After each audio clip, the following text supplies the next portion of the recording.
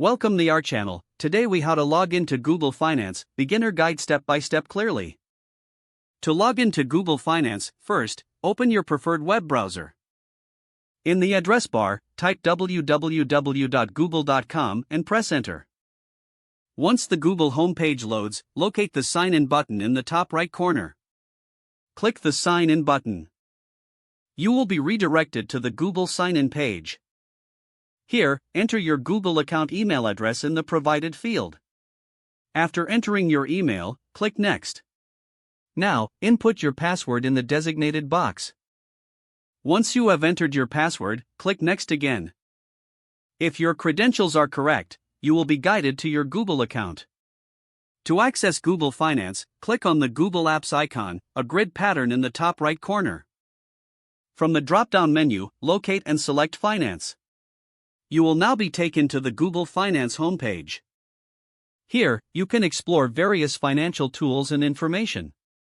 Congratulations, you are now logged into Google Finance and ready to get started. If the page does not load, refresh the browser or try again in a private or incognito window. Make sure you are using the correct email address, then retype it carefully to avoid small typos. If your password is not accepted, use the reset option and create a new strong password you can remember. Check your spam folder for verification or security emails, then complete any requested confirmation steps. Enable two-factor authentication if available to improve account security and reduce unauthorized access risk.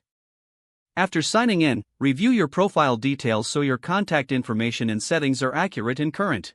If you see an error message, note it down and try again after restarting your device and internet connection. Log out when you finish, especially on shared devices, to keep your account and payment information secure. If the page does not load, refresh the browser or try again in a private or incognito window.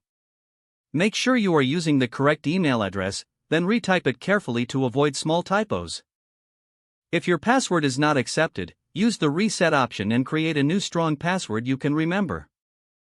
Check your spam folder for verification or security emails, then complete any requested confirmation steps.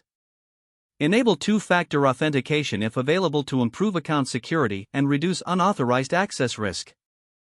After signing in, review your profile details so your contact information and settings are accurate and current.